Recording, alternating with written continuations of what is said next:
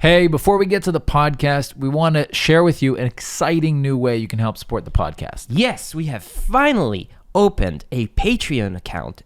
Go to patreon.com/2njb to check it out.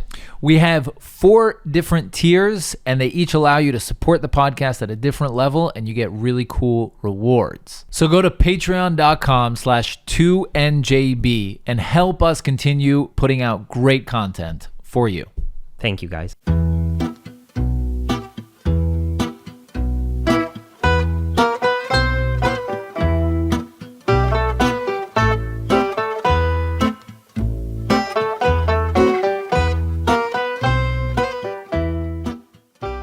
What makes a hero?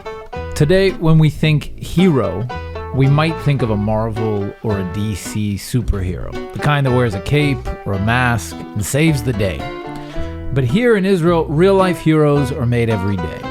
Only last week, 2 cops noticed a suspicious guy walking around in Jaffa.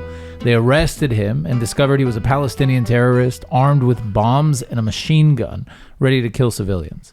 That's only one story out of many about real-world heroes here in Israel. Today, we have the honor of hosting a real-world hero. His name is Ziv Shilon. Ziv was a commander in the Givati brigade in 2012 when, as he was out on a mission with his platoon, a bomb exploded in his face, literally. What happened thereafter would shape and redefine his entire life. Ziv underwent intense rehabilitation, started lecturing around the world about his inspiring story, created a beautiful family, and in 2019 received a Medal of Honor from the IDF chief for his service and his achievements. We are deeply honored to have Ziv Shilon on the show today with us. Thank you so much. Thank you for coming. For joining. Thank you for having me. So where do we start? It's I think refreshing to talk to someone like you in this kind of politically charged time. It is, but lately in Israel, it's like every week we have a political charge time. Like, Yeah. we have too many elections in the last decade or so. Yeah. So we are always in this kind of situation. Unfortunately, I hope that the situation will stabilize a little bit in the next 2 years, because it's important for every process that you want to achieve. Takes time. It Needs takes stability. time, and you need stability. It must be like from what I guess after experiencing what you experienced, one of the air quote gifts it gives you is perspective, right? And I guess like you, from your perspective, looking at all this mess, I mean, it hurts. It hurts. I can't define it in other way. It's like it's hurt because we lost so many of our friends fighting our true war here, unfortunately, keeping the life of the Israeli citizens safe. By the way, both Arabs and Jews. And to see period of time, like for a whole decade, that we just trying to find one point of sanity and trying to achieve a little bit of unity and literally don't succeed to do it. It hurts. But isn't that what you fought for? To save the misogynist, crazy, insane, reality that Israel is, the fact that we are at each other's throats and we... Yeah, for sure. Like the democracy, we are the only point of sanity and real democracy in the Middle East, and I fought for everyone's opinion, and I feel that everyone deserves to have an opinion and say what he thinking out loud. But at the same time, I think that we also need to find like a common space that we can work together to achieve goals. Because, for example, in the last year or so, I had a privilege under the Minister of Defense, the former Chief of Staff, Benny Gantz, to lead the reform in the Israeli Veterans Association. And to be honest, you can't really work under this condition, because when you're trying to complete the full circle of achievement and a long process, mostly if it's complex process that contain a lot of different offices and a lot of different sections, you need to have stability, because otherwise all the government offices will just not be able to understand completely what you want to achieve in the higher level. And this dissonance creates situation that literally full of mess. And in this chaos, you can't achieve anything to anyone. And the layer in the society, the most vulnerable layers of society is the one that need these reforms and that need this change. And unfortunately, we can't achieve it in a situation like that. What was the reform about, basically? The reform in the Veterans In Association. the veterans, yeah. We had a terrible incident, something like a year or so. A soldier named Itzik Saidian lit himself on fire outside of the Veteran Israel Association, that is under the Ministry of Defense. And he was protesting against the rights of post-trauma soldiers like PTSD. And from that moment on, the Minister of Defense took this matter really serious, and we started a reform to help PTSDs in Israel to get what they need to complete the rehabilitation and to... Because they didn't before? No. And I think that in the US we had the same problem before.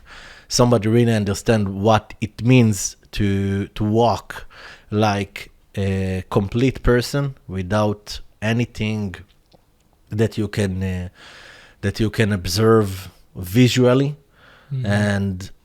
And from the inside, you are dead. And I had a very emotional conversation with one of my colleague, former combat soldiers, something like 3 years after I was injured. He was with us in one of the hardest incidents that we had in 2009. We lost both of our friends. And he told me something that made me understand what it means to be post-traumatic. He told me, Ziv, sometimes I'm envy in your situation. And I asked him, we finished with our army service. You are completely healthy. I am broke. I don't have two hands. And he told me, I envy you because on you, people can see and can tell. And in my position, nobody knows. And this is what eating me from the inside. And that simple conversation made me understand what it means to walk like a walking dead, post-traumatic combat soldier. And nobody understands you. And we need to try as a society, and of course the government, to help those guys to reintegrate into society after the injury.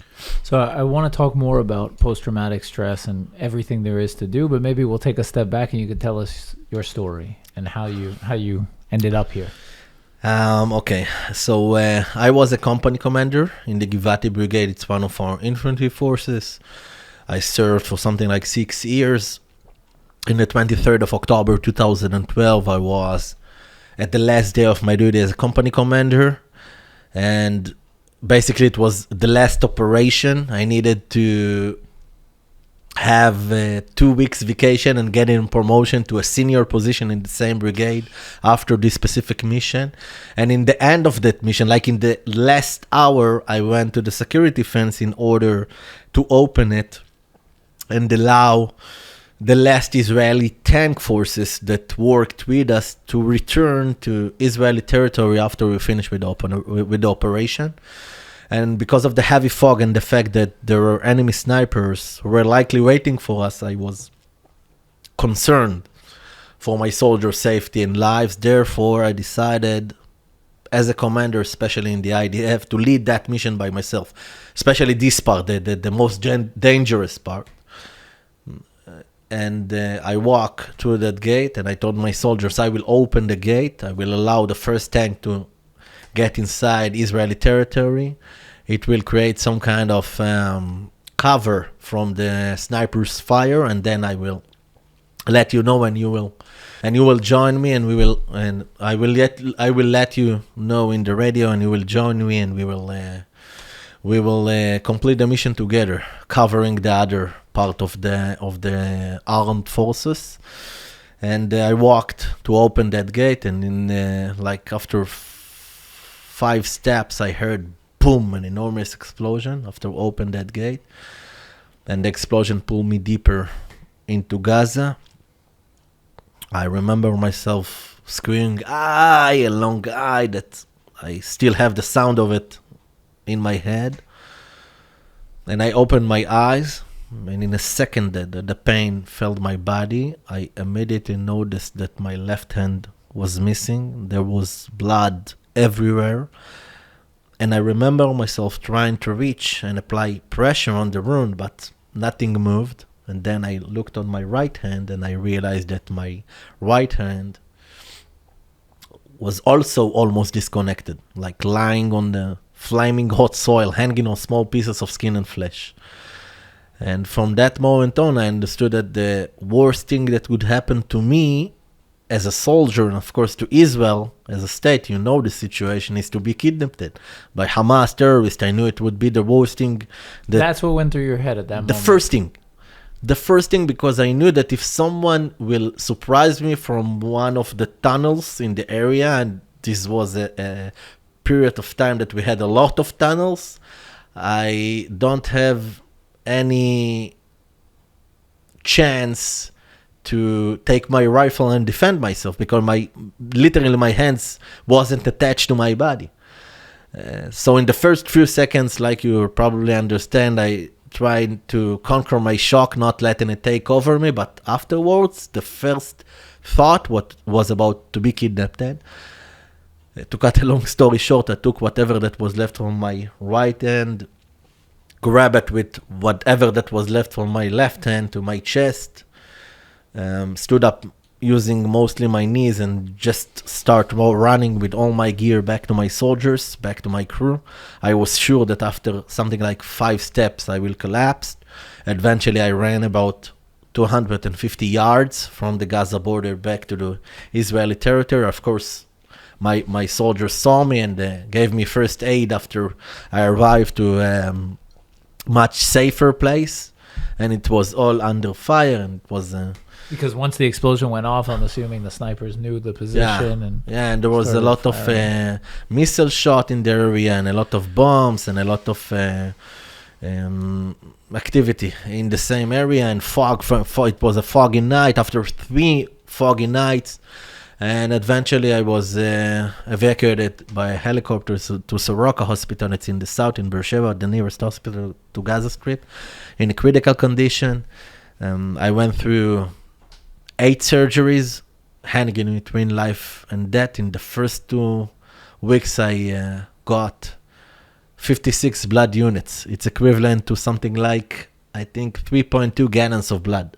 I almost replaced my blood circulation twice. I was, for 4 days, I was unconscious, and from that moment on, I just started a new life. So a few technical questions. So the bomb was automatic, or did someone see you and press the button? It was like similar to EED that... when you opened the fence, basically, it set it off. Yeah, when I opened the fence, it set it off like the first thing that caught my attention is there's this myth that when such a thing happens to you, from the adrenaline, you don't feel any pain. And you said you felt the pain. Yeah, I felt something strange. It's not exactly pain. I felt like my body melted. This is the exact terminology, I think. I felt like I'm like somebody cooking me, and it's not only in my hands. the entire body like felt on fire. But the adrenaline was so strong that after a few seconds, like everything was foggy around me, but I managed to understand where I am and what I need to do. Was there a split second where you said either this is the end or I don't have the energy or the willpower to get up? Yeah, of course. The first second was okay. I lost my life. I'm going to die. And the second after, I told to myself, God, I can be kidnapped now. And this what I think led like the spread of adrenaline in my body.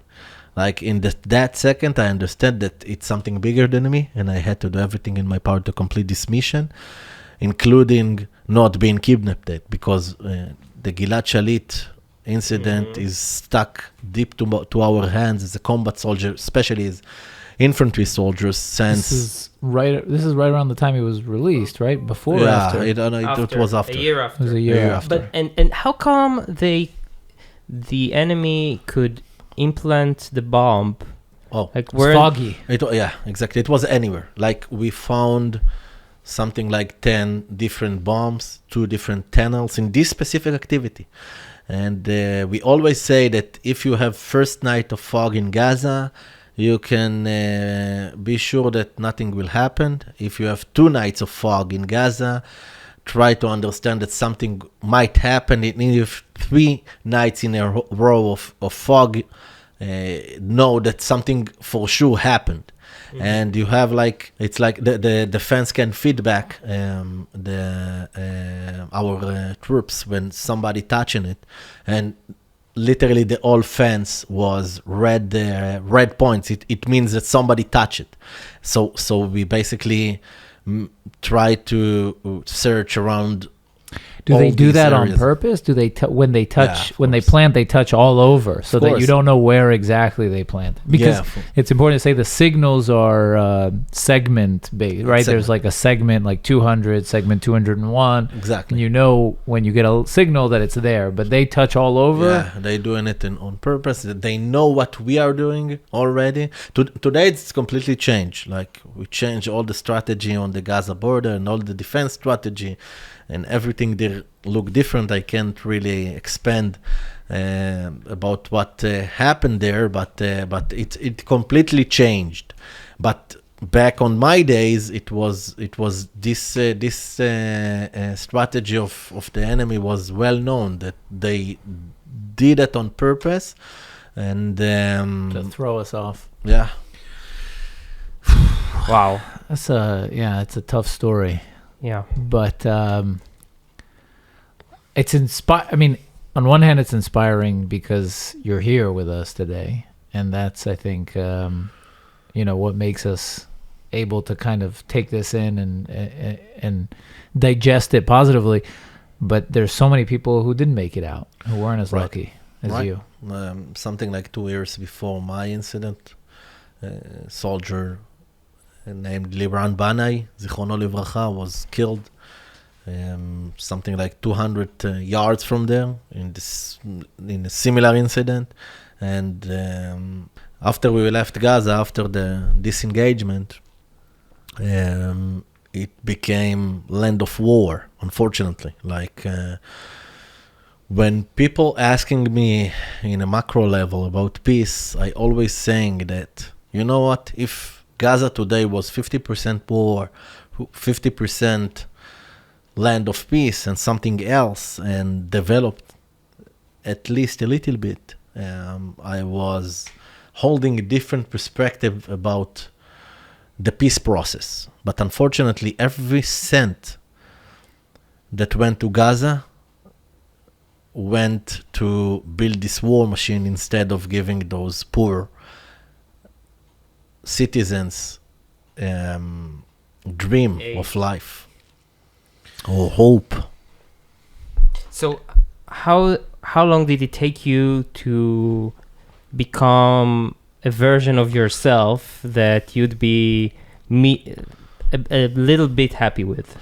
I think it's a long journey, but in the first 3 months you don't really understand what it means to live your life with no hands. Like, family and friends, like you probably understand, all supported me, but at the same time I felt like I have a burden on them. Before that, I had the responsibility of commanding 130 combat soldiers. It was my duty to bring them back to their family safe every time we went on an operation. And few months later in the hospital, I needed my brothers to help me change pants and take showers. I needed my mother to feed me. Many times I thought that I was unworthy for my girlfriend. I told her in one of our conversations, Adi, just pack your things and go. I don't have anything to offer you. I'm not the same person. And I think that after a few months, you really start to understand what it means to live your life as a disabled veteran.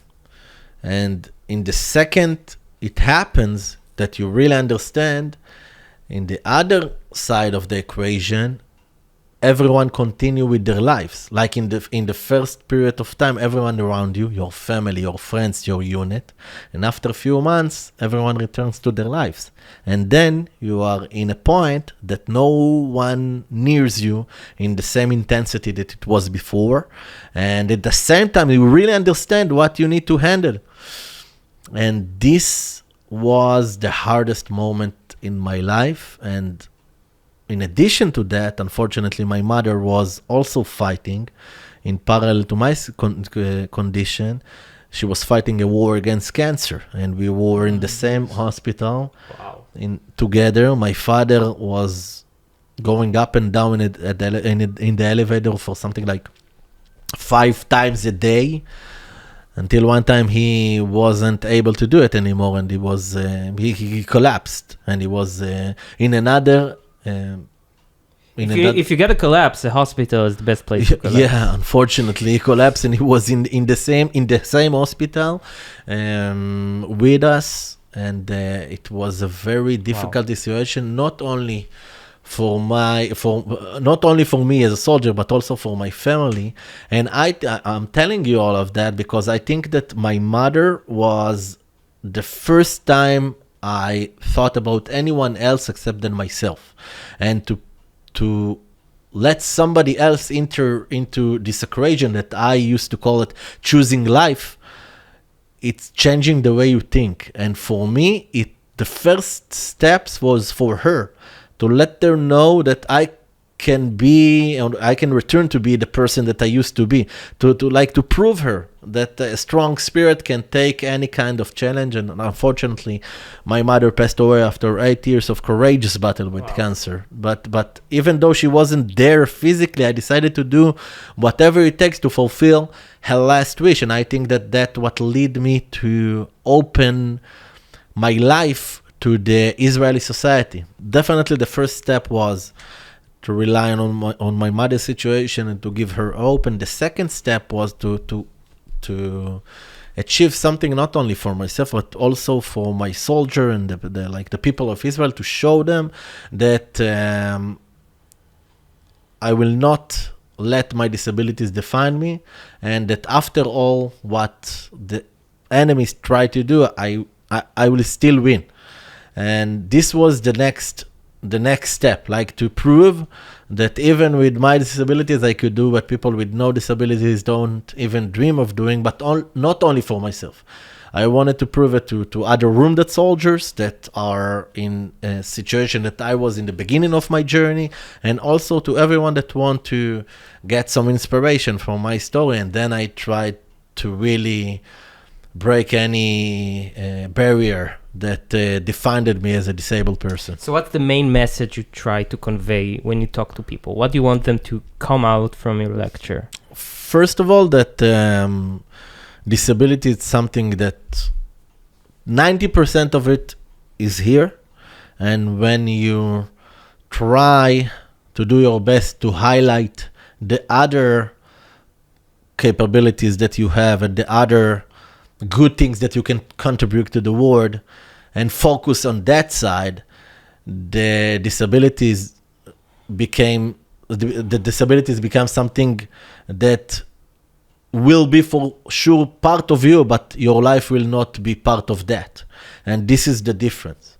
Like you need to find a way to do, like you need to find a way to take the disabilities to make it part of your life, but not the center of your life. Mm-hmm. And this is my main message, like that I want to convey when I'm speaking in front of people, to understand that every single one of us have his disabilities.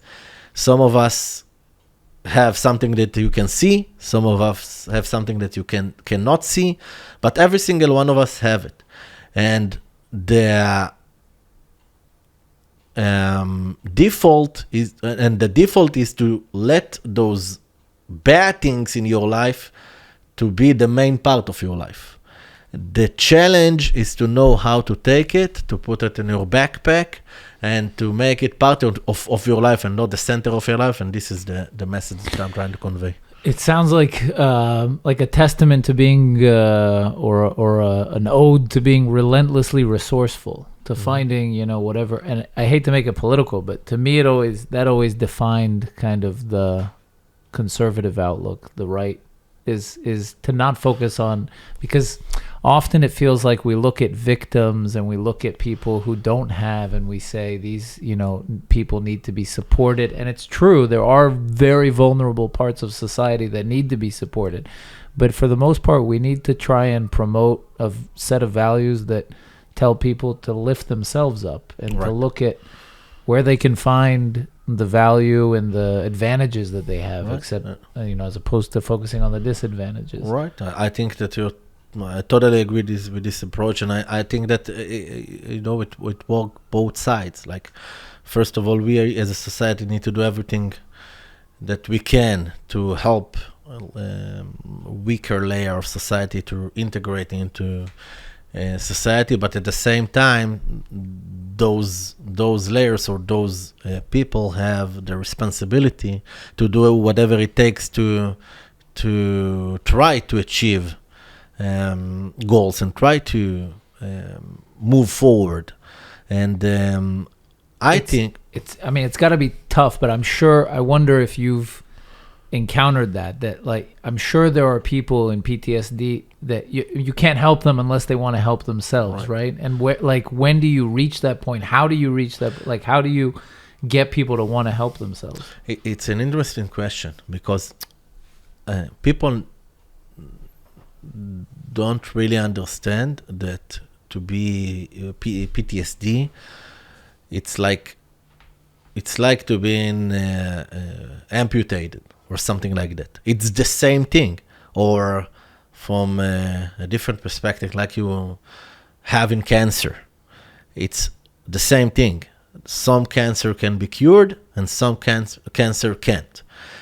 But what makes it so hard, what makes it so hard to understand it, that you can't see nothing on those people, and when you are examining them physiologically, most of the time until they have some disease that popped out, everything is cool.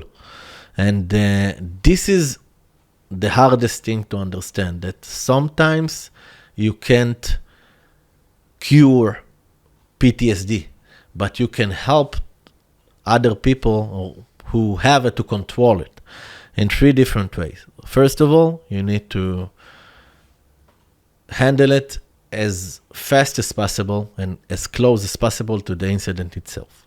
Second of all, you need, and this is something that I understood, it's not something empiric that I saw somewhere, I understood it while I was handling this situation, and had a lot of examples around me, and also part of this example is my friends. Part of those examples are my friends. I understood that what people in this condition really look for is the recognition, that someone will know that they fought for us, and someone will know what they did, and this when they are in a place that they know that they can contribute, and someone knows what happened to them in battle, it changing the way they think, and it given them another tool to keep moving forward. And the third thing is we, as a society, to help them get all the basic necessities that they need, like somewhere to live, somewhere to run away to when they have troubles with their family, or when they have a period of time that they don't know to explain why, but they can't control themselves. And it happened a lot. And we as a society, and of course the government, need to give them everything they need to fulfill the basic necessities. And if you have these three elements, it's not a sure thing, but you can for sure make the odds better for them. So let's get a bit geeky about the arm. I guess many people are very curious about it and maybe are afraid to ask. So we're going to ask all the questions. So What can you do with it? First of all, anything. Like this is it's an old fashioned. It's a mechanical arm, a hook arm. By the way, it was a patent that was invented after World War I. A lot of people lost their hands, and they started to use this as a tool, and it developed but a little bit. And today you have myoelectric arms that contains fingers and all this stuff, but unfortunately the majority of those arms not functionable.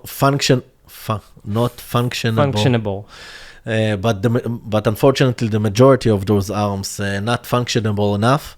And this till today, for my opinion, because I have another paralyzed hand, I need something that will be with top functionability. And this arm is the one that I can functional in the best way, and this is the reason I chose to walk with that. I tried the other arms, but this one so far is the best. But are you following like the technology? There's Elon Musk, he has this Neuralink. Yeah, I heard about it. It's like it's like a big dream. Yeah, everything, everything. I don't know about putting a chip in my brain if that's the big dream. I'm sure that first of all, today I'm an entrepreneur, and I'm dealing with cutting edge technology within the field, the crypto field, and within the fintech field. And I had a e-commerce platform which I sold, and I'm dealing with technology all day long. But I can tell you that the majority of investment going to places that I want to be honest, that the investors can find a lot of money. And unfortunately, I don't know if to say unfortunately, but people losing a lot of people losing much more legs than arms. Caused by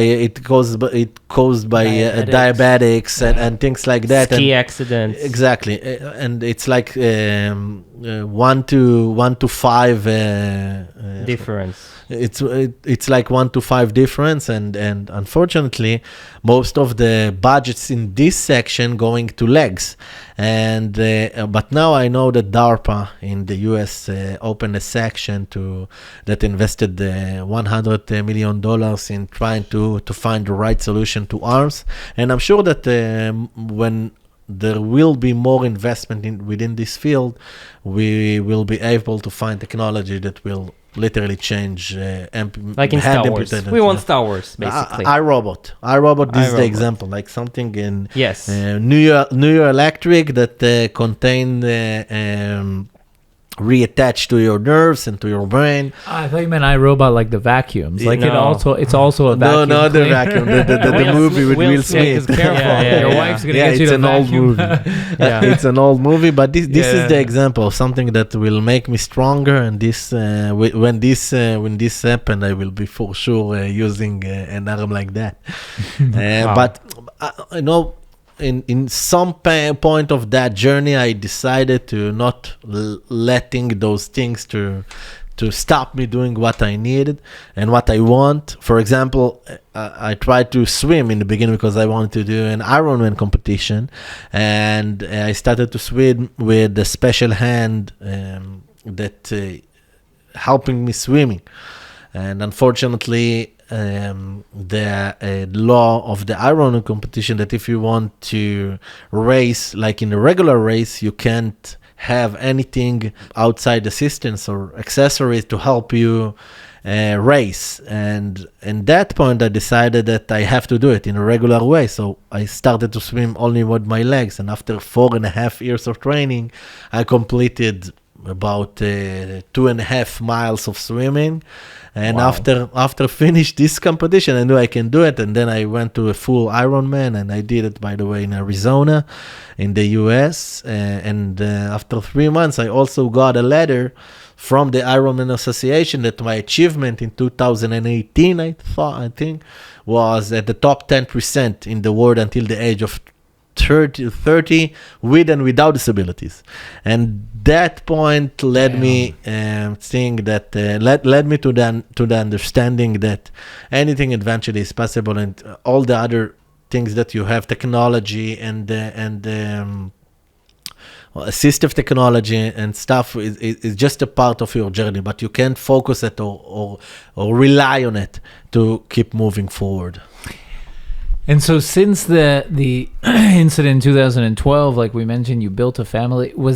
Is the girlfriend that you had back then, she's your wife today? Yeah. And Adi, you built with her a family, Adi? Yes, Adi is actually a rock in my life. We were together something like 3 years before the incident, and then she was with me a year in the hospital. I asked her few times to leave because I in the beginning of the, people must understand that I didn't know that after a period of time I will try to handle the situation. I thought that this will be my condition for good. I will lie on a bed and people would feed, close people would feed me, will feed me. And I think that Adi was one of my biggest hope. And I think that Adi was one of my biggest hopes in this journey. And I proposed her in front of something like 4,000 people on a huge stage in an FIDF event in Florida. Until today, she thinks that it was some, like saying thank you or a gift about our period of time together before and after the injury.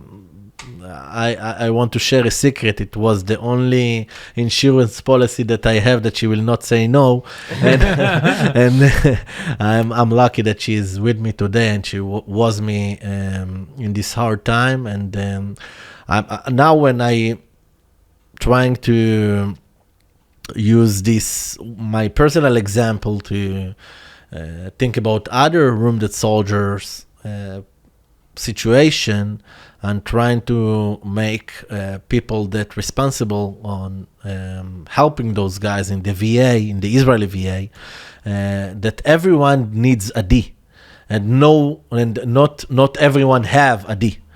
And this is I think the perfect example, because when you have the people surrounded you, and when you feel that you was blessed with the love of the people surrounding you, is leveraging you to try and keep moving forward, although the situation sucks in the first period of time. And you have kids? Yeah, I have 2 kids, Shira and Yonatan. How old? Shira is 7 years old. They both. Shira was 7 years. Shira is 7 years old, and Yonatan is 5. And Shira started her first grade now. Wow. And yeah, it's like it was an emotional experience for us, because Shira was born albino. I don't know if you know what it means. It means that her body cannot produce melanin, which causes leak of pigmentation, and her hair is white, her skin is pale. And it comes with a very hard visual impairment. And after everything we went through in the past 3 years, like Shira was born that way, and it was shocking for us. Unfortunately, something like 18 months ago, we also found that Shira have a diabetic type 1. And it's all came together in something like 6 years period of time. And it was funny, after 2 weeks, the situation was funny because Shira had an assistant that helped her with her visual impairment. And when she got the diabetics, she needed to have another assistant and another one that will help her with all the study and things. Like she went to the kindergarten like Benjamin Netanyahu with 3 bodyguards, three different bodyguards beside her. And this situation was in the beginning stressful, but afterwards we understood that my personal life journey, me and my wife understood that my personal life and journey gave me different tools to handle this situation. And today I'm thanking God every single day that I have the privilege to show her how to turn to the impossible to a tangible reality, rely on my achievement, and to show her every day that she will define how she wants to handle things and not her disabilities. She can't tell you, Daddy, you don't know what I'm going through. Yeah, exactly. And this is a huge privilege for me. It sounds crazy, but today I'm somewhere or another thanking God. He helped me with this injury because now I can understand my daughter better. Wow. I have to ask you, because you paid such a heavy price, and your friends paid even the hardest price for our existence here. And many people, I feel like from my generation, you're like a bit above us in age, but my parents' generation was very hopeful. They dreamed about peace, and they taught us in the kindergartens, like, people don't know, but we sing about the peace, and you will not go to the army. You will not go to the army, of course. But I think my generation, and you can see it now in the polls, people like Ben Gvir who become very, very strong, they don't have hope. Right. Especially also the territories, the Judea and Samaria, but especially Gaza. So, and also you see an interesting trend where so many people go out of the military and go to the left. Mm-hmm. So I don't know, it's a complex issue, but how do you see the situation? I think that your personal perspective through your army service will for sure be a part of something that will determine the way you think and where are you in the political map. From my personal opinion, I'm not so full of hope that, if this is the right term, that someday we will have peace. Why? But because I think that unfortunately we understand that the other side thinking different, and when you are researching Islam and when you are researching this type of Islam, we can find different examples of Islam, but when you are researching Islam when you're combining this type of Islam and terrible socioeconomic situation, you get in this. The other side don't have hope either. Their leaders manage to take their hope from them. And when you don't have hope, you can't dream about peace. You can only live the day of today and trying to think about what I'm going to do and how I'm going to survive tomorrow. And this is this is how. So the left says, let's give them hope. Let's give them hope. I don't think we'll have peace. Right. But if you want to really give them hope, you need to cut the head of the snake. You need to really interfere in their leadership, and you need to really, because we all understand that Hamas don't want peace.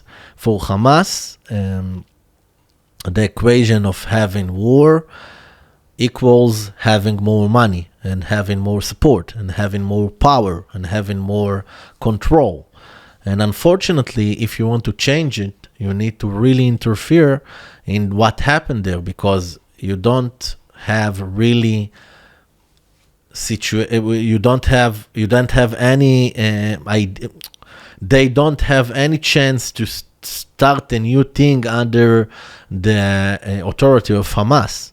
And if you will interfere, the world will probably be like we see in Russia. Yeah, the world will probably say it's not okay, and why you are interfering, and then, again apartheid, and again occupation, and all all the terms that defined Israel in the last few years, and people from abroad don't understand the situation, and it's comfortable for Hamas, and I can't find even one point of hope of how we can take the situation and make it better, because we can see that we have an exponential situation that only moving backwards all the time. So we're doomed basically to send our kids and our kids' kids to the army, and they'll die and they'll get injured. And you know what?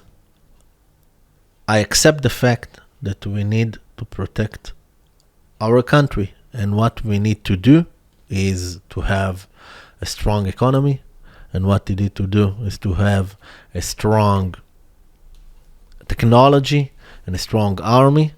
And I think that one day, if the situation will change from the other side, I'm not. It's like, it sounds like I'm really, I'm dreaming. Yeah, but unfortunately, I think that in this period of time, we just need to help us. First of all, start with Israeli Arabs, and help Israeli Arabs to integrate into Israeli society and do whatever it takes to make them feel part of the country. Like, we have a lot of issues inside Israel before taking care of Gaza Strip and the West Bank. And if we will manage in this complex situation to make the majority of the Israeli Arab part of us, I think that this will be a start of starting. This will be a start for the process with the Palestinian Arab in Gaza Strip and the West Bank, because if we will have the support of the Israeli Arab, we will be in a different situation, and you can really handle the situation. But and if you want to find one point of hope, we have a lot of things to do to help the other side.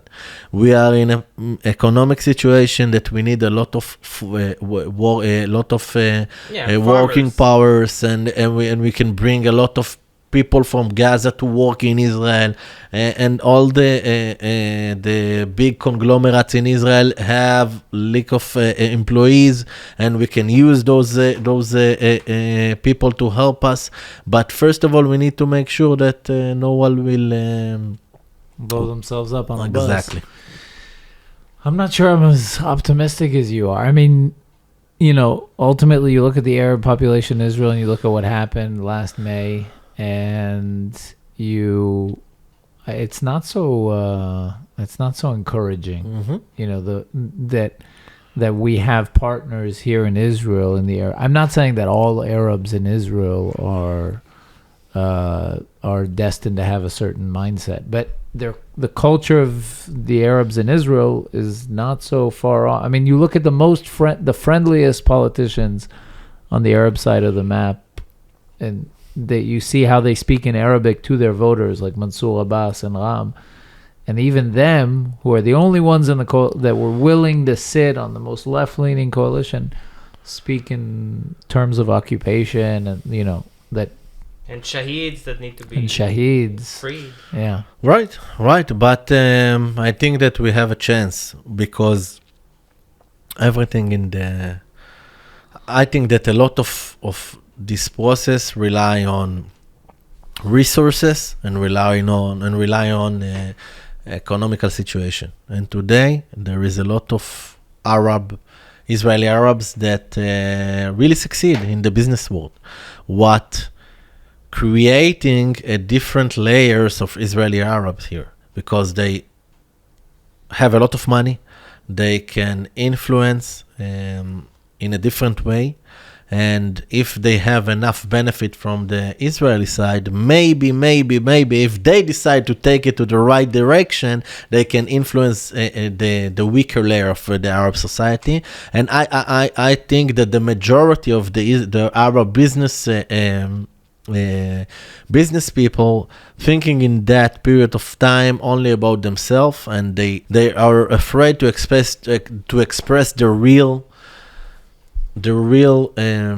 point of view on this situation because what happened around. But from the inside, they understand that with the Israeli economy, they will always be stronger. And if someone will be brave enough to start and convey this new message, I think it will maybe affect weaker population in the Arab society. Before we go, I have to ask, do you have any regrets about your journey? It's strange, but not even one.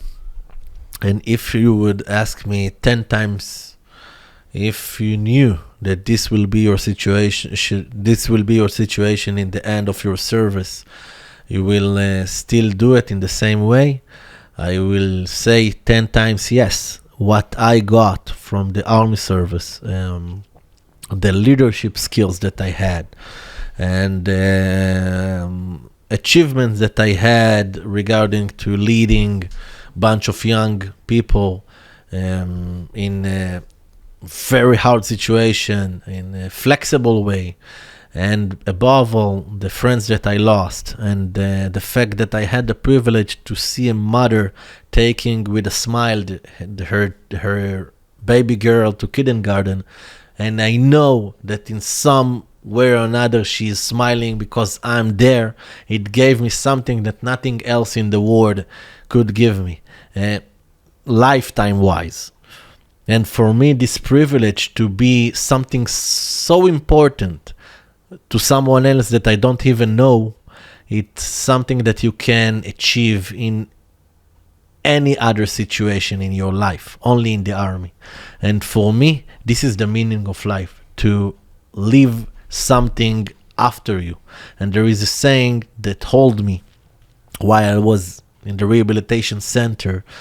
It was one of my idols, Dr. Felix Zandman. He was a Holocaust survivor, a genius physicist, and one of the most successful Jewish entrepreneurs in the last century. And he said, people can take everything from you. They can take your money, your real estate, even part of your soul. There is only one thing no one can take from you: what you gave to others. And for me, it was the idea always of lifting others that helped me lift myself in the rehabilitation, and of course to make myself satisfied for what I gave to the Israeli society while I was in the army service. Although I finished my army service with a very hard injury, I know that in my heart I'm full of love and full of giving, and this is the most important thing. Amen to that. Yeah. Thank you so much for sharing your story.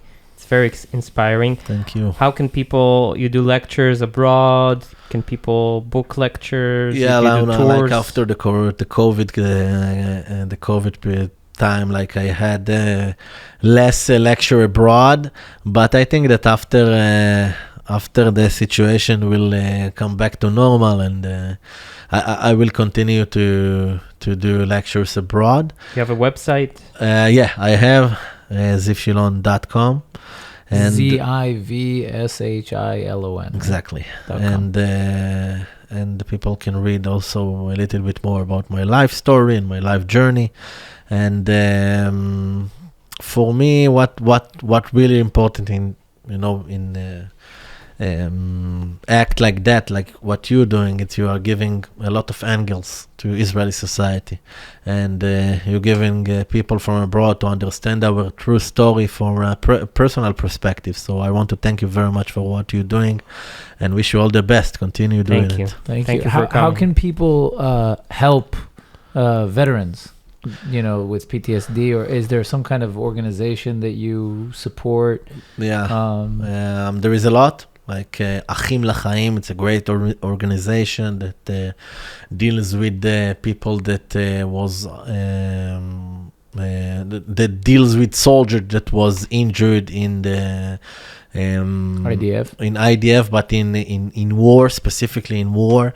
And there is the Israeli VA, Veterans Association, like the Nechei Tzahal organization, an organization like Tikvot, that it's a small organization that helping soldiers do physical activities and physical challenges. And while doing it, they help them with their mental issues. And I think that one point of hope that we have in Israeli society, that we are always supporting each other, and there is a layer of appreciation that you can't find in anywhere in the world. So these organizations all helping soldiers, and there is a lot of others. And for us, it's important thing, in the beginning of the journey, that to know that someone in Israel and abroad giving you something small. I will never forget the first person that came to visit me at the hospital from the US. He was from Texas, and he came. He was in a vacation in Israel. He came with his cousin or something, came to the hospital, gave me something. And for me, it was something that I will never forget, because to see that someone from abroad, a Jew guy that lives somewhere in US, know about my incident and appreciate what I did, it's something that filled my heart with a lot of hope. Wow. That's amazing. Okay, so we'll put link to all those organizations that you put. Thank you so much for coming. Thank you. It was my privilege. Thank you so Bye, much. guys. Bye. Bye. Have See a you good next one. time.